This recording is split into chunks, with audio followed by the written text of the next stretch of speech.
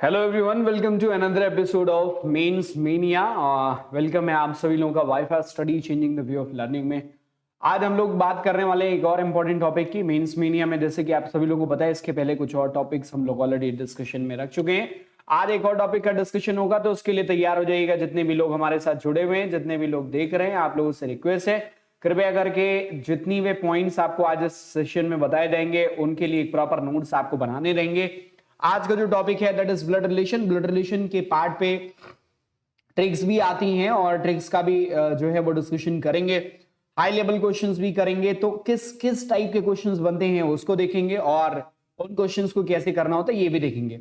इसके पहले की सेशन को स्टार्ट करें, सबसे पहले मैं आप सभी लोगों से रिक्वेस्ट बार बार करता हूं, प्लस का सब्सक्रिप्शन अगर आपने अभी तक नहीं लिया है तो प्लस का सब्सक्रिप्शन ले लीजिए। आज मैं फिर से आपको प्लस के सब्सक्रिप्शन के फायदे गिनाऊंगा। सबसे पहली बात कि प्लस का सब्सक्रिप्शन आप ले लेते हैं तो आपके एग्जाम में मेंस प्री और मेंस दोनों इंक्लूड हो जाता है। ठीक है, पहला जो आपको फायदा मिलता है। दूसरा, कई सारे एग्जाम्स जैसे आप ये नहीं कर सकते कि आप जो है एसबीआई का ले लें तो आपका आरबीआई नहीं होगा, या फिर जो है और दूसरे एग्जाम्स नहीं दे सकते। नहीं, यहां पे क्या है कि एक बार आप अगर प्लस का सब्सक्रिप्शन लेते हैं तो बैंकिंग का अगर आप लेते हैं तो बैंकिंग के जितने भी एग्जाम्स होते हैं, ठीक है, उन सब से रिलेटेड कोर्सेज एजुकेटर्स लेके आते हैं और उसी टाइम फ्रेम में आप उन सभी का एक्सेस ले सकते हैं। मतलब एक बार आपने प्लस ले लिया तो जितने भी एग्जाम्स आपके होते हैं, एग्जाम वाइज जो बैचेस चलते हैं, जो क्लासेस चलती हैं, वो सभी का एक्सेस आपके पास हो जाएगा। अगला जो फायदा है कि आप सभी लोग मल्टीपल, ठीक है, एजुकेटर्स के वीडियोस एक्सेस कर सकते हैं। मतलब ये हुआ कि आपका एक एजुकेटर आपको मैथ्स में के लिए चाहिए, उसके अलावा आपको और एजुकेटर्स चाहिए मैथ्स के कुछ स्पेसिफिक टॉपिक के लिए, तो आप दूसरे एजुकेटर्स को भी फॉलो कर सकते हैं। तो यहां पे सबसे बड़ी बात ये है कि एक पर्टिकुलर सब्जेक्ट के लिए कई सारे एजुकेटर्स आपको मिल जाते हैं। जैसे मैंने कहा, प्री की प्रिपरेशन भी हो जाती है, मेंस की भी प्रिपरेशन हो जाती है, वो बिल्कुल सही है। आपके प्री को लेकर भी जैसे कोई एग्जाम आता है, जैसे मान लीजिए एसबीआई आया, जिसके चांसेस हैं कि फेब और मार्च में आ जाए, फेब अगले मार्च में अगर ये एसबीआई आता है सीटी आने से पहले और आरबीआई आता है, तो उसके लिए आपको प्रिपरेशन के लिए कहीं और जाने की जरूरत नहीं पड़ेगी। ये सफिशिएंट प्लेस होगा, मतलब बिल्कुल सही जगह होगी जहां से आप अपनी प्रिपरेशन को कंटिन्यू कर सकते हैं। ठीक है ना, प्लस ले लेते हैं तो उसमें आपका सारा का सारा इंक्लूड हो जाएगा। ठीक है, तो मल्टीपल जो आपकी क्लासेस हैं, मल्टीपल जो आपके एग्जाम्स हैं उनको भी एक्सेस कर सकते हैं, मल्टीपल एजुकेटर्स का एक्सेस आपको मिल जाता है। मतलब यहां से ये गेटवे ऐसा है जहां से बहुत सारी चीजें आपको मिलने लगती हैं। ठीक है, उसके अलावा आपका एक सिस्टमेटिक वे में शेड्यूल होता है, जो शेड्यूल को आप फॉलो कर सकते हैं। मान लीजिए किसी एजुकेटर का आपने मान लीजिए आईबीपीएस क्लर्क प्री का बैच स्टार्ट किया, उसका बैच चल रहा है उस एजुकेटर का, तो उसके सिस्टमेटिक वे में सारे टॉपिक्स आपके होते हैं, वो सभी इंक्लूड जाते हैं। अब आप आती है बात की कुछ और चैप्टर्स, जैसे कंप्यूटर्स आपका मेंस में आ गया, मान लीजिए उसके लिए क्लासेस के लिए इधर उधर भटकने की जरूरत नहीं पड़ेगी, एक जगह पे आपको मेंस में उन सब चीजों को कवर किया जाता है। ठीक है, तो इन सब चीजों को करने के लिए उसके बाद कुछ लोगों का पूछना होता है कि सर ये बताइए कौन सी सबसे अच्छी, कौन सा सही है लेना, क्योंकि 3 मंथ का भी है, 6 मंथ का भी है और 12 मंथ का है और 24 मंथ का है, तो आपके हिसाब से कौन सा सही है। अगर मैं डील के प्रोस्पेक्टिव में बात करूं तो सबसे अच्छी जो डील है वो है 24 मंथ का लेना, क्योंकि आपको पता है 3 मंथ का जो पर मंथ कॉस्ट जो आता है ना, वो ज्यादा आता है। 6 मंथ का इसके कंपैरिजन में कम हो जाता है मंथली चार्ज, 12 मंथ का उसके कंपैरिजन में मंथली चार्ज कम हो जाता है और 24 मंथ में मंथली सबसे कम पड़ता है। तो उस हिसाब से सबसे बढ़िया ये है। अब आपको देखो 3 और 6 मंथ में रिकमेंड नहीं करूंगा, 12 मंथ या फिर 24 मंथ रिकमेंड करता हूं। रीजन ये है क्योंकि अगर आप 12 मंथ का लेते हैं तो आपको फायदा ये होता है कि एक साल के दौरान जितने भी एग्जाम्स होते हैं, प्रीलिम्स और मेंस, सारे इंक्लूड हो जाएंगे। उससे कम में जाएंगे तो प्रीलिम्स होगा, मेंस नहीं होगा, ये होगा वो नहीं होगा, तो फायदा क्या है, थोड़ा सा अंतर है, आप 12 मंथ पे जाएं तो बेटर डील होगी 12 मंथ की।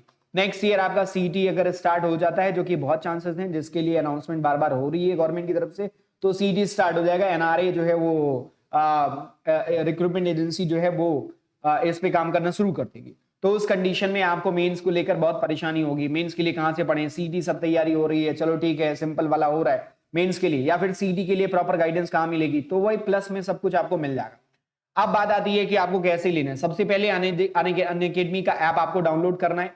अनअकैडमी अगर आपके मोबाइल में, वैसे मुझे लग रहा है कि आपके पास पहले से होगा, अगर नहीं है तो डाउनलोड जरूर करिएगा। उसमें आप अपना लॉगिन कर सकते हैं अपने मोबाइल नंबर से या फिर अपनी आईडी फेसबुक या जहां पे जो भी उसमें और दूसरा है लॉगिन करने का जरिया, तो उससे आप लॉगिन कर लीजिए। फिर बैंकिंग सेगमेंट में जाएंगे, चूंकि आप बैंक की प्रिपरेशन कर रहे हैं तो बैंकिंग सेगमेंट में जाके आप वहां पे बसंत त्रिपाठी नाम से मुझे सर्च करेंगे, मैं मिल जाऊंगा। पहले तो मुझे फॉलो कर लिया, उसके बाद आप वहां पे लेके आएगा सब्सक्रिप्शन के लिए। सब्सक्रिप्शन की बटन पे क्लिक करेंगे तो आपका 3 मंथ, 6 मंथ, 12 मंथ, 24 मंथ और उसके आगे प्राइसेस लिखे होंगे, ठीक है ना, वो देख लेना। वैसे 12 मंथ या 24 मंथ ज्यादा बेहतर है। फिर उसके बाद आपको यहाँ पे एक लिख के आएगा बॉक्स नीचे, पेमेंट करने से पहले यहीं पे सब्सक्रिप्शन पे क्लिक करने के बाद जो आप चूज करना चाहें, जैसे आप मान लीजिए 12 मंथ चूज करते हैं, इसको आपने सिलेक्ट कर लिया और फिर यहाँ पे रेफरल कोड होगा BT10, ठीक है ना, BT10 आपको लगाना है, ये वाला रेफरल कोड, ठीक। तुरंत आपका जो भी प्राइस इसका होगा, इनफैक्ट सारे में आपको 10% का डाउन करके दिखाएगा, इंस्टेंट डिस्काउंट हो जाएगा, तो BT10 लगाने से 10% आपको ऑफ हो जाएगा और उसके बाद आप पेमेंट जो है वो प्रोसीजर आगे बढ़ा सकते हैं, ठीक। चलो भाई, अब हम लोग बात करेंगे अपने टॉपिक की, लेकिन उसके पहले शेड्यूल देखेंगे। मेरा शेड्यूल YouTube पे 6 PM live wifi study bank exam, जहां पे आप देख रहे हैं Monday to Friday 9 PM premiere होता है 10 फजल मंडे टू फ्राइडे। फिर उसके बाद बात करें 8 PM IBPS क्लर्क बूस्टर, ये अनअकैडमी ऐप की बात है, ठीक है ना। ऐप पे इसलिए मैं कह रहा था आप फॉलो कर लीजिए। अनअकैडमी ऐप पे मैं 8 बजे रात में मिलता हूं IPS क्लर्क बूस्टर के साथ, 12 बजे रात में मिलता हूं मेंस मीनिया के साथ, ठीक है ना। 12 बजे रात में कह रहा हूं, दिन में, दिन के 12 बजे मेंस को लेकर मैं यहाँ पे स्पेसिफिक टॉपिक्स करा रहा हूं, mains mania.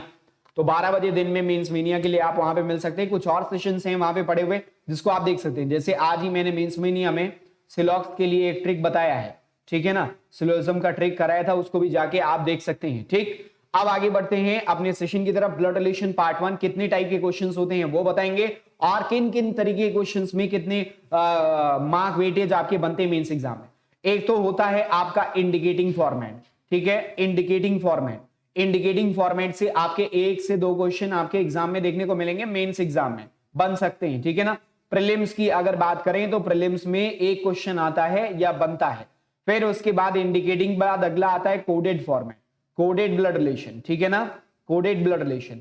Coded blood relation से 3 to 5 क्वेश्चन मेंस एग्जाम में बन सकते हैं, ठीक है ना। प्रीलिम्स में 3 क्वेश्चन बनते हैं कोडेड से, आपने देखा होगा। फिर उसके बाद आता है पजल फॉर्मेट। पजल फॉर्मेट से आपके मेंस एग्जाम में जो है वो 5 क्वेश्चन बनने के चांसेस है, हालांकि कई बार 3 क्वेश्चन भी बनता है, ठीक है, 3 क्वेश्चन का सिंपल सा पजल। प्रीलिम्स में भी इससे रिलेटेड पजल 2 से 3 क्वेश्चन की पजल आपको देखने को मिलती है, ठीक है ना, ब्लड रिलेशन से रिलेटेड। तो आप IBPS क्लर्क का भी एग्जाम देने जा रहे हैं प्रीलिम्स का, तो उसके हिसाब से भी इंपॉर्टेंट है, और मेंस देने जा रहे हैं तो उसके हिसाब से भी इंपॉर्टेंट है। ये लेक्चर 1 है जहां पे आज इंडिकेटिंग और कुछ कोडेड ब्लड रिलेशन देखेंगे।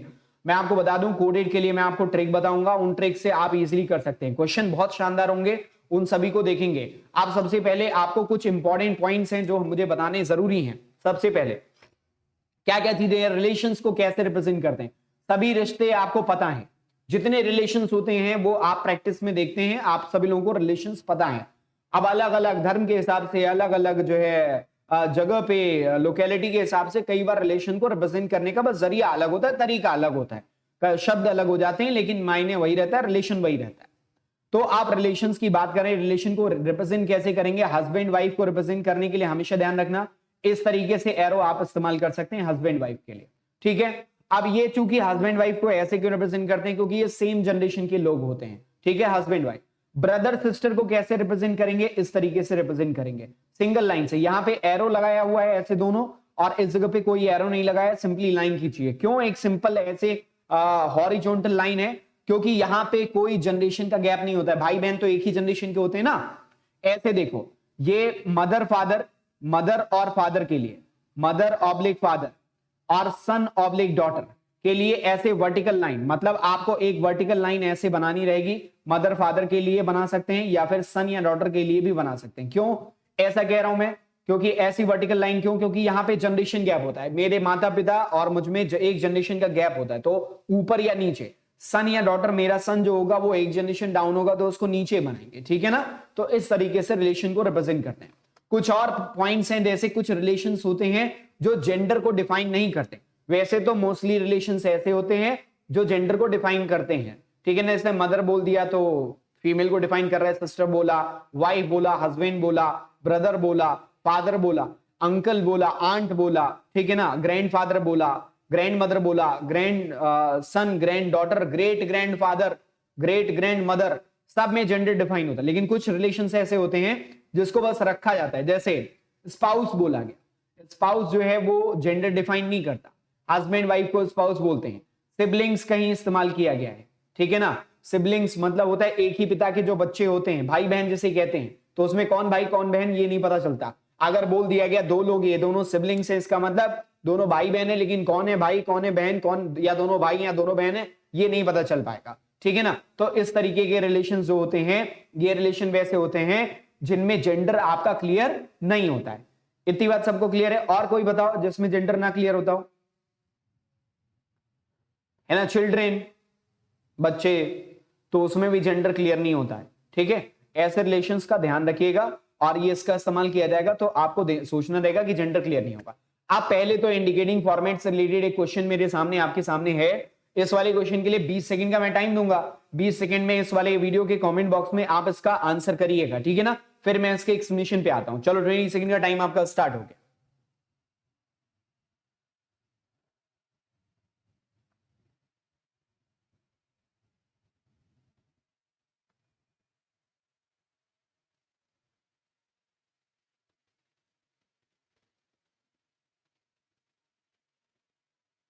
चलो भाई टाइम अप हो गया। क्या कह रहे हैं? Pointing to a gentleman Hina said, ठीक है, एक जेंटलमैन की तरफ इशारा करते हुए हिना कहती है, his only brother is the father of my son's father. हमेशा याद रखेंगे माई के बाद जो रिलेशन लिखा हो, मेरे लड़के के पिताजी, कौन कह रहा है? हिना कह रही है। तो हिना के लड़के के पिताजी जो है वो हिना के क्या होंगे? हस्बैंड होंगे। हिना क्या हो गई? फीमेल हो गई। अब याद रखना हमेशा जेंडर मतलब जो है वो जेंडर कभी भी नाम के आधार पे डिसाइड मत करना, ये बहुत लोग गलती करते हैं, ठीक है। तो pointing to a gentleman Hina said his only brother is father of my son's father, मेरे सन के फादर मतलब मेरे हस्बैंड के फादर हैं। ये कौन है? क्या कह रहे? हिज ओनली ब्रदर इज, इनका इकलौता भाई। अब यहां तक हम लोगों ने सॉल्व कर लिया। Father of my son's father, Hina कह रही है मेरे लड़के के पिताजी के पिताजी, ठीक है। भाई हैं किसके? इकलौते भाई किसके हैं? हिज ओनली ब्रदर, जिसको भी इशारा कर रही है, जिस जेंटलमैन को इशारा कर रही है ये जेंटलमैन, इनके इकलौते भाई हैं ये, ठीक है ना। ये कौन है? इकलौते भाई हैं इस जेंटलमैन के, ठीक है ना। अब आपसे पूछा गया है how is the gentleman related to Hina, gentleman जो है वो हिना से कैसे संबंधित है? तो आपको पता होगा हिना के हस्बैंड के पिताजी उसके कौन हो गए? Father in law. और पिताजी के भाई भी कौन होंगे? अब ये तो भाई जेंटलमैन जो है, जेंटलमैन चूंकि लिखा हुआ है तो इनका जेंडर क्लियर है, मेल है, तो ये भी कौन हो जाएंगे? Father in law. तो राइट आंसर क्या हो जाएगा? Option 4 father in law. जिन लोगों ने फोर्थ ऑप्शन कहा है बिल्कुल सही कहा है, वेरी गुड। अगले सवाल पे चलते हैं। अगला क्वेश्चन आपके सामने स्क्रीन पर ये रहा, 20 सेकंड का टाइम होगा, विद इन 20 सेकंड आपको आंसर करना है। क्वेश्चन को बहुत ध्यान से पढ़ना, कई बार ऐसा होगा क्वेश्चन आगे जो मैं दिखाऊंगा उसमें दो दो पॉसिबिलिटी बनेंगी, तो इसलिए बहुत इत्मीनान से बहुत कायदे से आंसर करना। 20 सेकंड का टाइमर स्टार्ट हो रहा है, ये रहा। अच्छे क्वेश्चन है। Pointing to a girl in photograph, Rohan said, Rohan कहता है her mother's brother is the only son of my mother's father.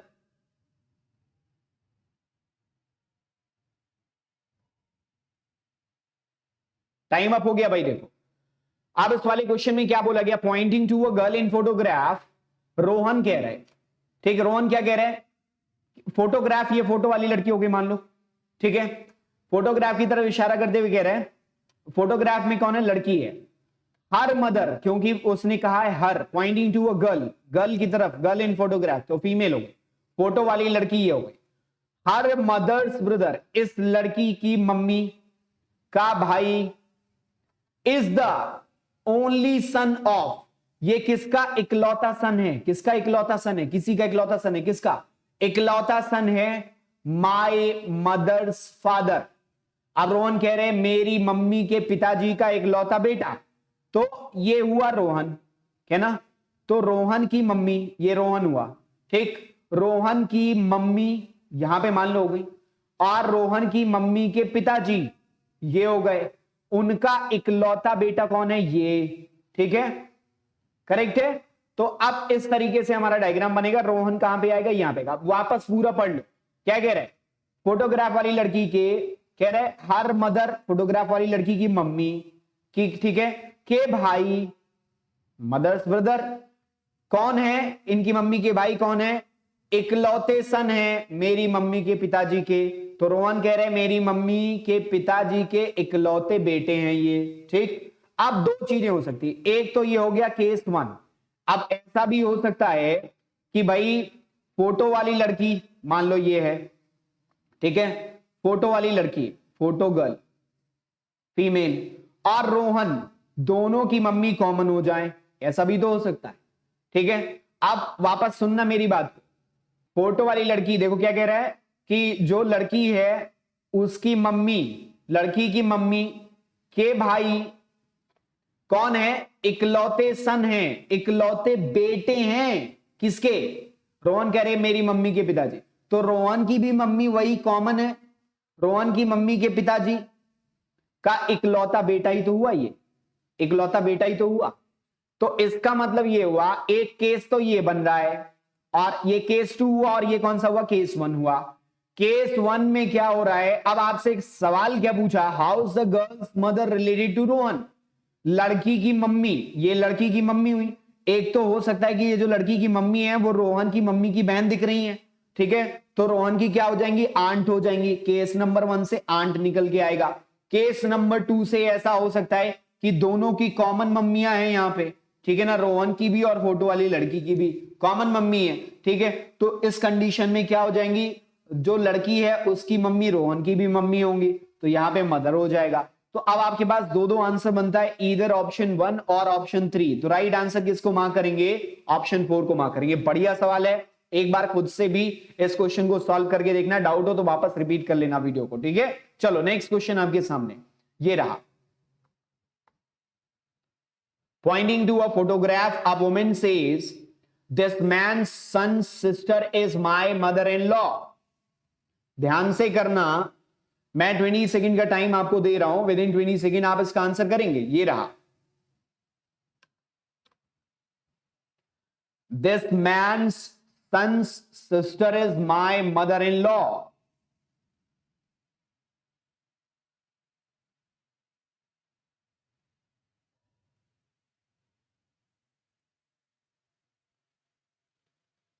Twenty second का टाइम अप हो गया, ठीक है ना। Pointing to a photograph, a woman says, एक फोटो की तरफ इशारा करते हुए वुमेन, एक औरत कह रही है, दिस मैन्स, इसका मतलब फोटो में जो भी है वो कौन है, आदमी है। अब एक बात समझो, मेल रिप्रेजेंट करने के लिए प्लस इस्तेमाल कर सकते हैं, या फिर एक स्क्वायर बॉक्स इस्तेमाल, रेक्टेंगुलर बॉक्स इस्तेमाल कर लीजिए। फीमेल के लिए माइनस और सर्कल यूज कर सकते हैं आप, आपके ऊपर, आप कोई और तरीका इस्तेमाल करना चाहते हैं उसके रिप्रेजेंटेशन के लिए, तो टोटली अप टू यू, ठीक है ना। तो क्या कह रहा है, pointing to a photograph, a woman says, woman कह रही है, दिस मैन्स सन्स सिस्टर, इस फोटो वाले आदमी के लड़के की जो सिस्टर है, इज, ये कौन है, इसकी बात कर रहे हैं, is my mother in law, ये जो है ये मेरी मदर इन लॉ है। इसका क्या मतलब हुआ, ये मेरी मदर इन लॉ है। तो अगर ये उसकी मदर इन लॉ है, इसका मतलब इनका जो बेटा है उनसे उस लड़की की शादी हुई है, अभी तो मदर इन लॉ हुई। पॉइंटिंग टू फोटोग्राफ, अब वुमेन से, ये लड़की है, इसका मतलब ये हुआ कि ये जो वुमेन है ना, ये वाली वुमेन, ठीक, इसकी शादी हुई है इनसे, ठीक है, इनके लड़के से। अब वापस इसको एक बार चेक कर लीजिए, मैंने कैसे बनाया, फ्लो चार्ट देख सकते हैं। मैंने पहले फोटो बना ली, फिर कहा दिस मैन सन सिस्टर, इस आदमी के लड़के की बहन, ये कौन है, ये कौन है, is my mother in law, ये मेरी मदर इन लॉ है। इसका मतलब इनके बेटे से मेरी शादी हुई है, वुमेन यही कहना चाह रही है। तो इनका जो बेटा है वो ये है नीचे, इनसे शादी हुई है उस वुमेन की। आप कह रहे हाउस वुमेन्स हस्बैंड, वुमेन का जो हस्बैंड है कैसे रिलेटेड है, मैन इन द फोटोग्राफ, जो फोटो में आदमी है उनसे कैसे रिलेटेड है, ये वाला व्यक्ति। तो आपको दिख रहा होगा फोटो वाले के बेटा ये हुआ, और फोटो वाले की ये बेटी हुई, क्योंकि ये दोनों भाई बहन है, ठीक है। तो फोटो वाले व्यक्ति की बेटी का जो बेटा है वो क्या हो जाएगा, बेटी का जो बेटा है वो क्या हो जाएगा बताओ, ग्रैंडसन। तो उसका मतलब राइट आंसर क्या बनेगा, ऑप्शन 1 ग्रैंडसन। बात समझ में आई। अगला सवाल देखो और सॉल्व करने की खुद ही कोशिश करना, ठीक है ना। मैं इसके लिए अगेन 20 सेकंड का टाइमर दूंगा, ध्यान से पढ़ना, खुद ही अटेम्प्ट करो, खुद ही बनाओ, तेज बनाना है, बस इतना समझो, समय ज्यादा नहीं गंवाना है क्योंकि ये एग्जाम टाइम का खेल है, ठीक है ना। 20 सेकंड का टाइम दे रहा हूं आप, ये रहा।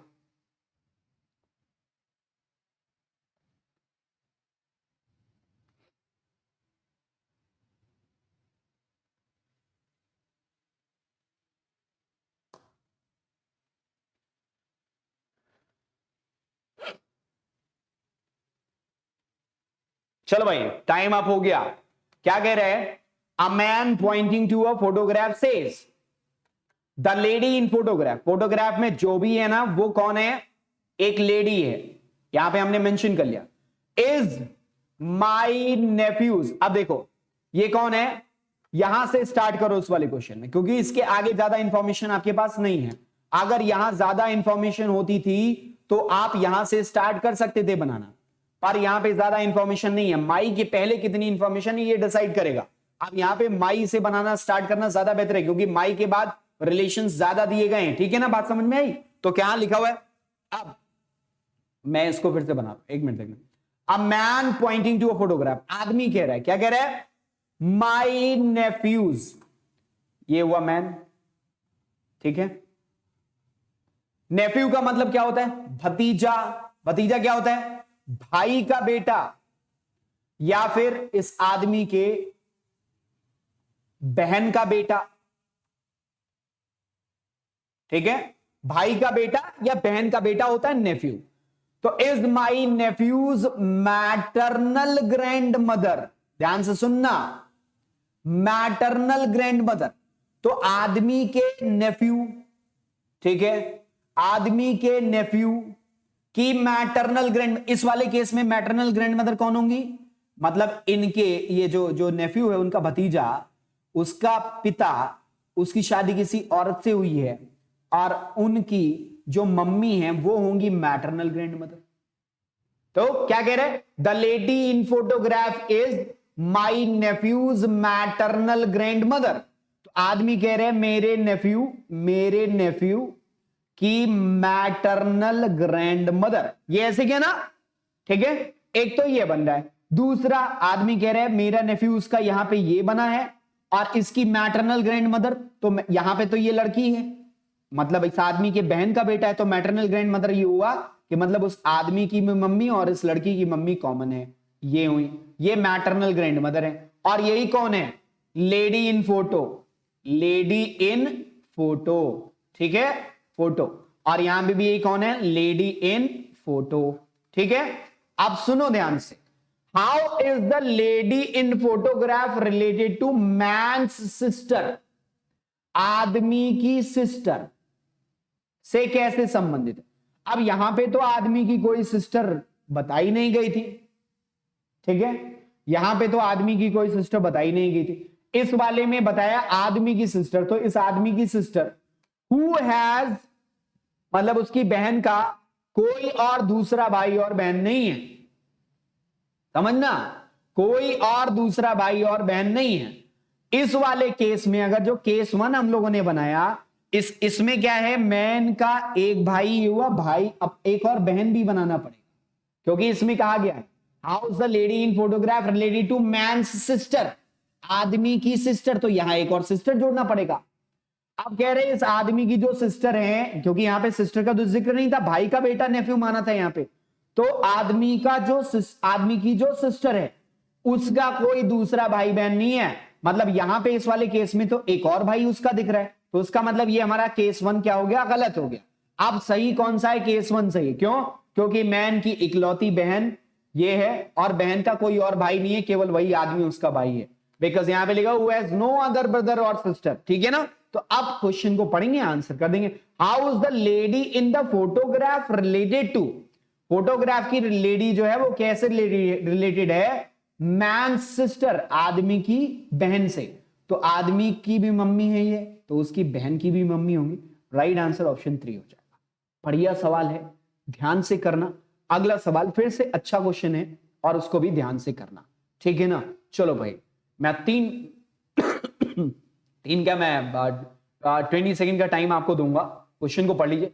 Looking at portrait of a man, Kishan said his mother is the wife of my father's son.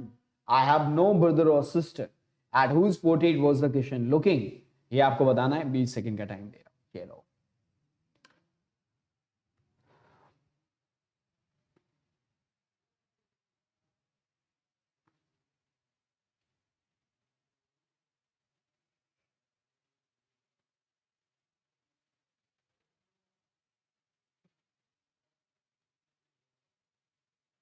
चलो भाई, क्या लिखा गया? Looking at the portrait of a man, ठीक है। किशन सेड, किशन कह रहा है his mother is the wife of my father son, I have no brother और सिस्टर। बहुत बढ़िया।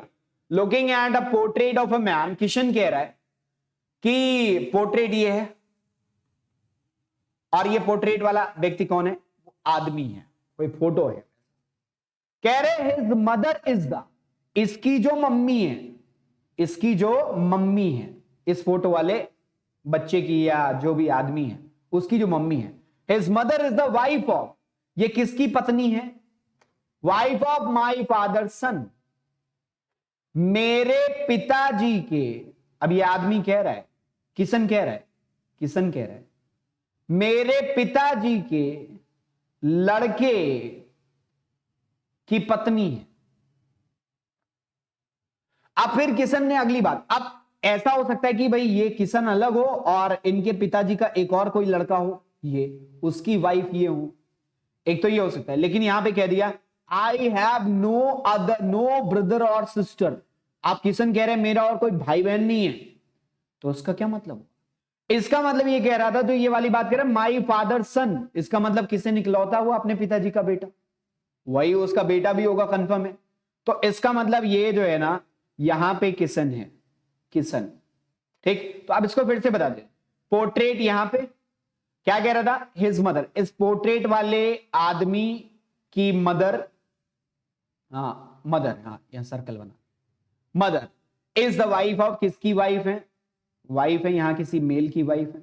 Is wife of my father son, मेरे पिताजी का बेटा, मतलब वो खुद, क्योंकि उसका कोई और भाई बहन नहीं है। तो ये हो गया किशन, किशन हो गया मेल। तो at whose portrait was Kishan looking, तो किशन किसकी तरफ देख रहा था बताओ? पोर्ट्रेट ये है किशन की वाइफ का बेटा, मतलब किशन का भी बेटा, तो वो अपने बेटे की तरफ देख रहा है। हर चाइल्ड, तो यहां हिज चाइल्ड, तो यहां पे आंसर क्या हो जाएगा? ऑप्शन 1, ठीक है। वेरी गुड, जिन लोगों ने सही आंसर किया था बहुत बढ़िया। अगला सवाल आपके सामने है और ये फिर से बहुत बढ़िया क्वेश्चन है। There are two film star, one is the father of other son, what is the relationship of two with each other. बढ़िया सा छोटा सा सवाल है लेकिन घुमावदार क्वेश्चन है। 20 सेकंड का टाइम है आपके पास, 20 सेकंड के भीतर करके बताएं। There are two film stars, one is father of other son, एक जो है दूसरे के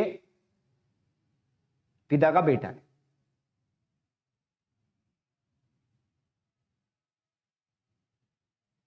नहीं, बेटे का पिता है, हाँ ठीक। तो what is the relationship of two with each, बहुत कंफ्यूजिंग क्वेश्चन है, लेकिन इसको अगर बनाएं, there are two film stars, दो फिल्म स्टार हैं, और क्या कह रहे हैं? One is the father of the other son, एक को बनाओ वन और एक को लिखो अदर, दो अलग अलग आदमी हमने माने, ठीक है ना। तो कह रहे one is the father of other son, other के लड़के का पिता है one, one is the father of other's son. तो इसका मतलब ये दोनों कौन होंगे? अब एक बात समझ में आ रही है, one is the father of other son, ठीक है, तो ये वन हुआ, ठीक। अदर का जो बेटा है, वन उसका पिता है, इसका मतलब इन दोनों के बीच में कौन सा रिलेशन होगा? मतलब इन दोनों का कॉमन बच्चा है ये, मतलब मैं मान लो मैं हूं और एक और है, ये मेरा नाम बसंत है, और ये नाम है मेधा। हम दोनों फिल्म स्टार हैं, ठीक है। तो कह रहे one is the father of others, ये अदर है, इनको अदर मान, इनका जो लड़का है, ठीक है, तो इनके लड़के का फादर हुआ वन, मतलब मैं इनके लड़के का पिता हूं। One is the father of other son, इसका मतलब हम दोनों क्या है, husband wife. Right answer option 3। बढ़िया सा सवाल, छोटा सा लेकिन खूब घुमाने वाला। Husband and wife, third option, that is right. Moving towards the next question, अगला सवाल आपके सामने है, और फिर से ध्यान से पढ़ना बच्चे। 20 सेकंड का टाइम दूंगा, ठीक है ना। 20 सेकंड के भीतर आपको उस वाले क्वेश्चन का आंसर करना होगा। Here's the 20 second timer. A prisoner introduced a boy who came to visit him to the jailer as brother and sister I have none. He is my father's son. बड़े से सवाल, उम्मीद करता हूं आप लोग आंसर कर ले जाएंगे। टाइम अप हो गया, टाइम अप हो गया भाई। बताएगा कोई क्या होगा? A prisoner introduced a boy who came to visit to the jail.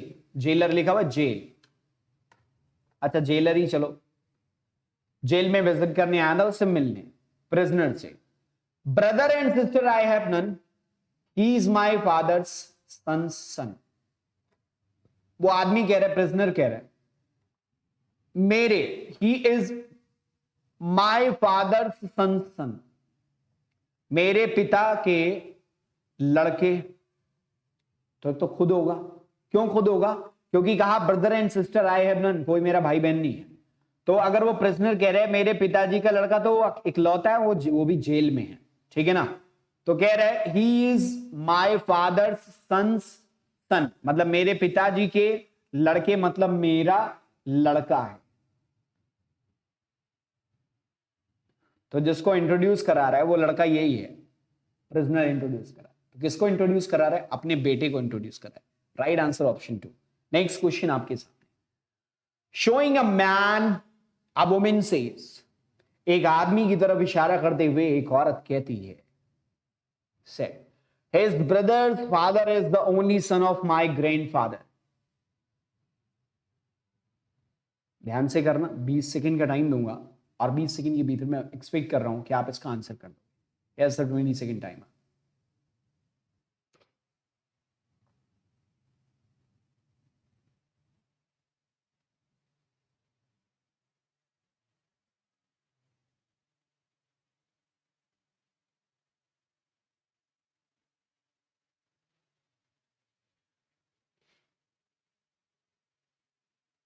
Time up हो गया भाई।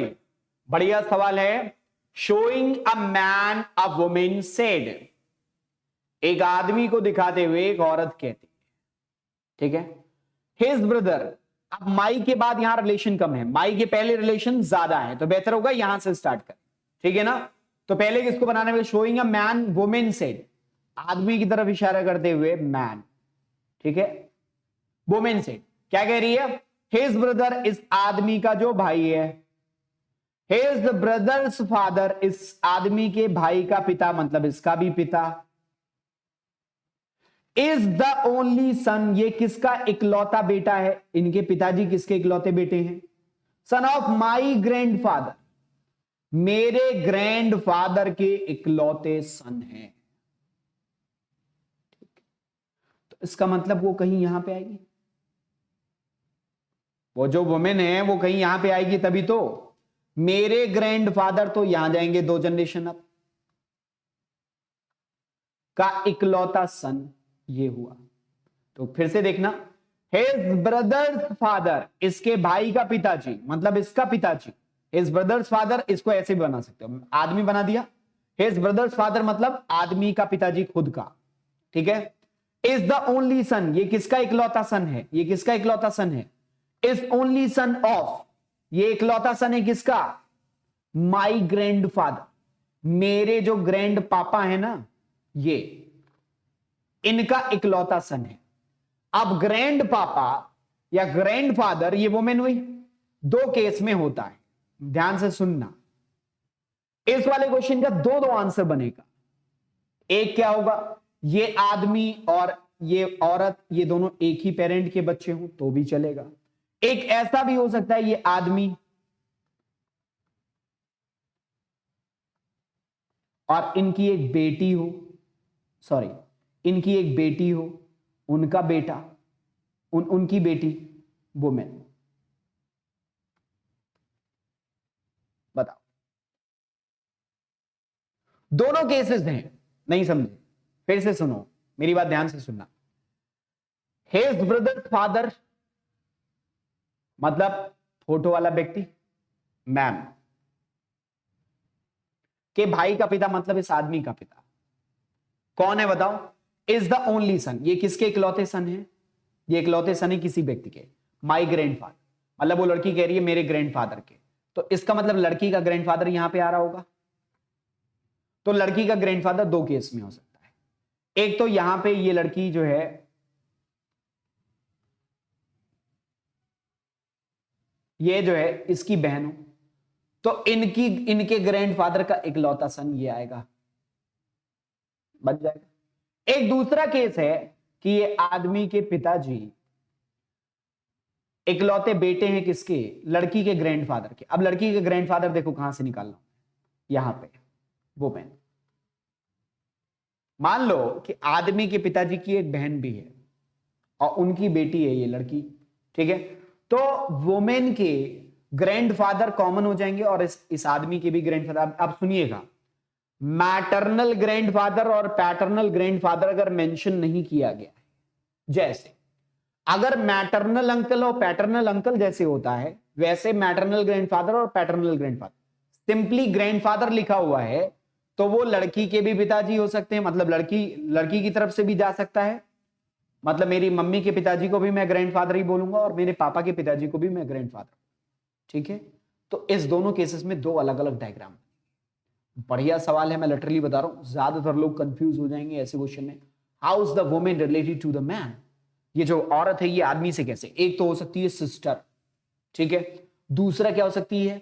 कजिन। कैसे?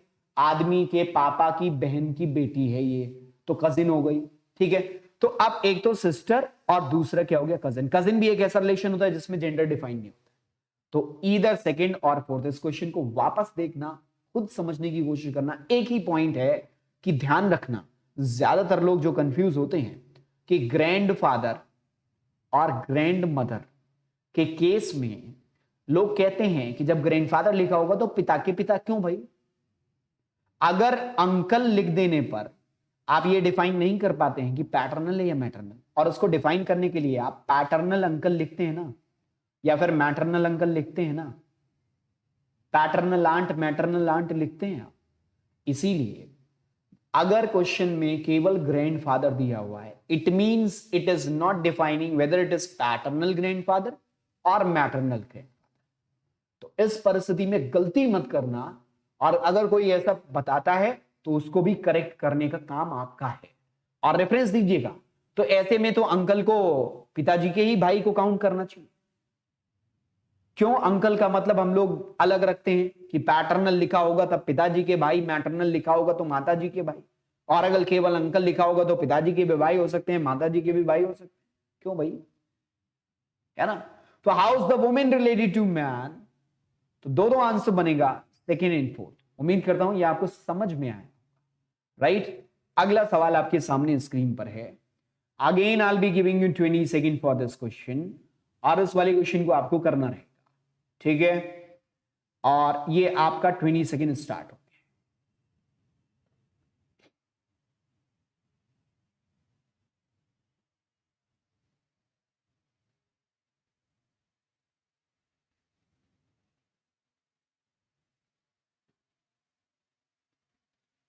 बढ़िया सवाल है, मैं फिर से बोल रहा हूं, और ये क्वेश्चन जो है वो आपका होमवर्क क्वेश्चन है।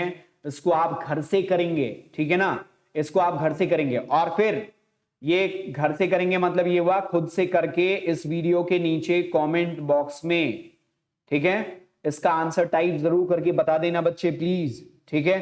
तो ये क्वेश्चन आपका होमवर्क क्वेश्चन हो गया। इसके अलावा ये जो आपका कोडेड ब्लड रिलेशन है इसको मैं कल की डेट में करवाऊंगा, ठीक है। और इसका शॉर्ट ट्रिक बताऊंगा, ओरल जुबान से आप केवल देख के आंसर कर सकते हैं, ठीक है। BD10 मेरा रेफरल कोड है, कोई भी प्लस का सब्सक्रिप्शन लेता है तो BD10 आप लगाएंगे, आपको 10% का ऑफ मिल जाएगा, कोई भी प्लस का सब्सक्रिप्शन।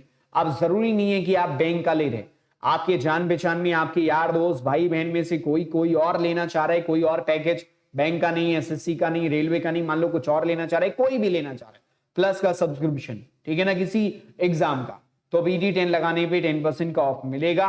जरूर रिकमेंड करिएगा, मेरे लिए इतनी आपकी तरफ से मदद हो जाएगी, ठीक है ना। तो ये काम आप जरूर कर लीजिएगा। इस जगह पे अनअकैडमी ऐप पे बसंत त्रिपाठी नाम से मैं मिलूंगा, उस जगह पे आप मुझे फॉलो जरूर कर लेना। क्यों, मैंने क्लास का शेड्यूल आपको दिखाई दिया, एक बार फिर से देख लो। 6 PM live wifi study bank exam Monday to Friday, 9 PM premiere होता है just puzzle Monday to Friday, और ये 8 PM IPS क्लर्क बूस्टर, 12 बजे mains mania Monday to Friday, और कुछ और सेशंस पढ़े हुए जैसे आज सिलॉक्स पढ़ाया, इनइक्वालिटी का शॉर्ट ट्रिक पढ़ाया, ब्लड रिलेशन का शॉर्ट ट्रिक ऑलरेडी उससे पढ़ा चुका हूं, तो उन सबको देख जरूर लेना, ठीक है ना। अगला पॉइंट ये है कि भाई आप में से बहुत सारे लोग ऐसे होते हैं जो बिना लाइक किए हुए चले जाते हैं। प्लीज लाइक जरूर बच्चे कर दीजिएगा सेशन को, क्योंकि मेरा एफर्ट है और कोशिश कर रहा हूं कि आपको चीजें सिखा पाए, कुछ सिखा पाऊंगा, कुछ नई चीजें दे पाऊंगा। जरूर लाइक करेंगे, शेयर जरूर करिएगा दोस्तों के बीच में, वीडियो अच्छा लगा हो तो सब्सक्राइब जरूर करेंगे, चैनल को सब्सक्राइब कर लेंगे और बेल आइकन दबा लेंगे, तो जो भी वीडियोस होते हैं उसके नोटिफिकेशन आप तक पहुंच जाएंगे। आज के लिए बस इतना ही। Thank you so much watching this video, thank you so much for connecting with us. कल वापस मिलेंगे मेंस मीनिया के इसी के अगले एपिसोड में, ठीक है ना। तब तक के लिए अलविदा, thank you so much watching this video, all the best, bye bye, good night and take care, thank you.